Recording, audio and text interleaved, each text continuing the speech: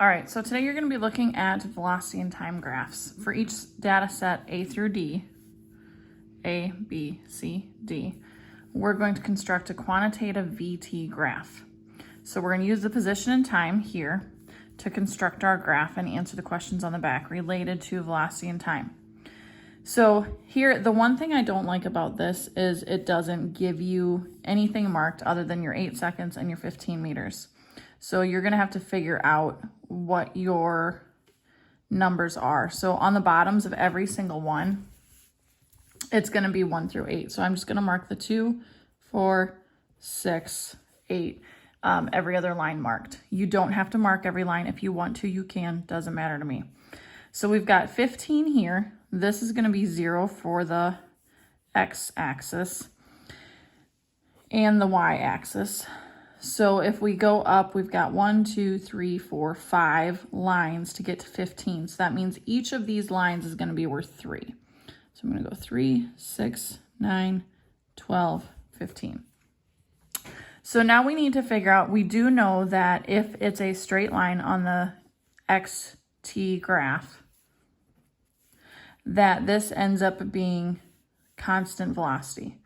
Velocity is not changing. The change in x determines the velocity. And so as long as the change stays a straight line, we find our slope, which then gives our velocity over here. Now this isn't marked. We're going to have to mark this ourselves. So we're going to say we've got, it's crossing here. That's the 6. And you can verify the numbers up here, but it's almost easier just to figure up the proportions and then just go in that manner. Okay, so I've got 6 up to 12. That's my rise. Okay, that's my change in x is from 6 to 12. So I'm just gonna go 12 minus 6 meters over, and then my time is going to be 3 minus 0 seconds. So then if I subtract that, I'm gonna have 6 over 3, which gives me 2 meters per second. Okay, so we've got our VT graph, and we've got this line here. I'm gonna consider this my 0 line. With my T being here, it kind of suggests that's my 0 line. So I'm gonna go ahead and label that 0.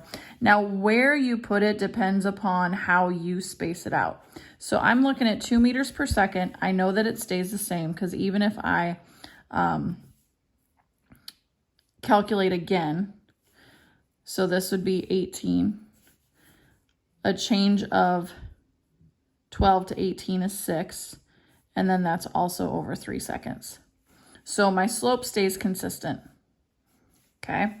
Now I'm gonna come over here and I've got 0 meters per second, and this would be more accurate if it had the label with it. And I'm gonna come up, I'm gonna make this 1 and this 2.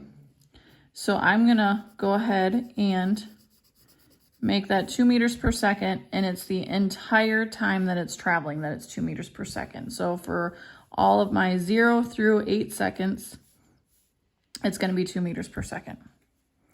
So that's what you're gonna do for each of these. And keep in mind the scale is not gonna be the same for each one of these. You're gonna have to figure out what it's gonna be.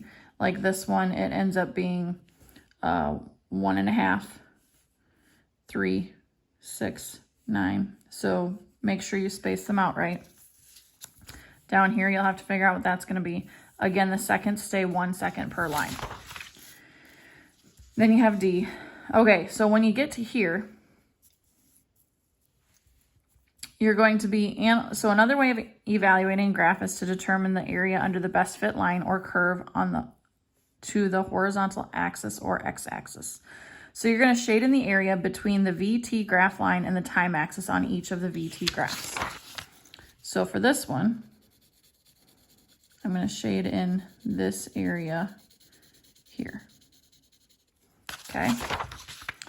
Then I'm going to write the mathematical formula for calculating the area of a shape similar to the shaded area on the graph.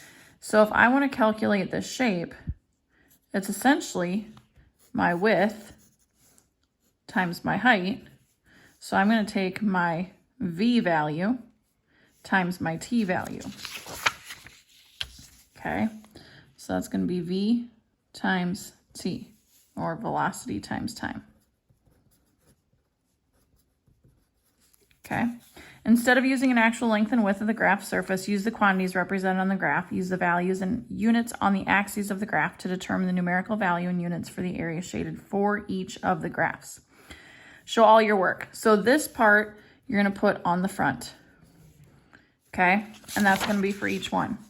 So I want you to find the area of this, and we're going to take, I want to keep my labels with it. So this is going to be 2 meters per second. And then I'm going to multiply by, so that's my V. And I'm going to multiply by 8 seconds. Okay. And that's my T.